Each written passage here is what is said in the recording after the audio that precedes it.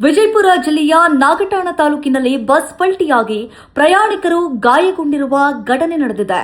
ನಾಗಠಾಣ ತಾಲೂಕಿನ ವಿಠಲ ರುಕ್ಮಿಣಿ ದೇವಸ್ಥಾನದ ಬಳಿ ಬೆಳಗ್ಗೆ ಸುಮಾರು 7:30 ವೇಳೆಗೆ ವಿಜಯಪುರದಿಂದ ಇಂಡಿ ಮಾರ್ಗವಾಗಿ ಸಂಚರಿಸುತ್ತಾ ಇದ್ದ KA 28 F4431 ಸಂಖ್ಯೆಯ ಬಸ್ ವೇಗವಾಗಿ ಬರ್ತಾ ಇತ್ತು. ಈ ವೇಳೆ ರಸ್ತೆಯ ತಿರುವಿನಲ್ಲಿ ಚಾಲಕನ ನಿಯಂತ್ರಣ ತಪ್ಪಿದ್ದು ತಿರುವಿನಲ್ಲಿ ಬಸ್ ಕಟ್ ಆಗದೆ ರಸ್ತೆ ಬದಿಗೆ ಪಲ್ಟಿಯಾಗಿದೆ ಎಂದು ತಿಳಿದು ಬಂದಿದೆ. ಬಸ್ ಪಲ್ಟಿಯಾದ ಪರಿಣಾಮ ಬಸ್ಸಿನಲ್ಲಿದ್ದಂತಹ ಕೆಲ ಪ್ರಯಾಣಿಕರಿಗೆ ಗಾಯಗಳಾಗಿದ್ದಾವೆ. ಗಾಯಾಳುಗಳಿಗೆ ಸ್ಥಳೀಯರ ನೆರವಿನಿಂದ ತಕ್ಷಣ ಚಿಕಿತ್ಸೆಗಾಗಿ ಆಸ್ಪತ್ರೆಗೆ ಕರೆದುಕೊಂಡು ಹೋಗಲಾಗಿದೆ ಎಂದು ತಿಳಿದು ಬಂದಿದೆ.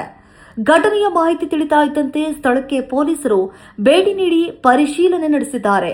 ಬಸ್ ಪಲ್ಟಿಯಾಗಲು ನಿಖರ ಕಾರಣ ಹಾಗೂ ಚಾಲಕನ ನಿರ್ಲಕ್ಷ್ಯವಿದೆಯಾ ಅನ್ನೋದರ ಕುರಿತು ಅಧಿಕಾರಿಗಳು ಪರಿಶೀಲನೆ ನಡೆಸುತ್ತಿದ್ದಾರೆ.